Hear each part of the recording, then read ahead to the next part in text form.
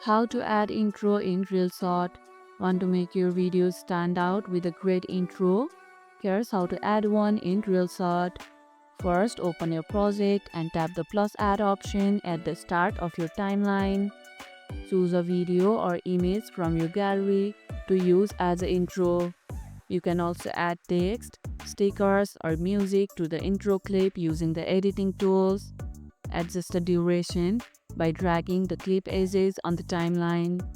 Preview your video to make sure the intro fits smoothly with the rest. Do you always add intros to your videos? Tell us why or why not in the comments below. Keep intros short, like 3 to 5 seconds is ideal to grab attention fast.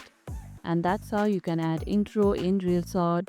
And if this video helped, hit the like button, share it, subscribe, and leave a comment. Thanks for watching, and I'll see you in the next one.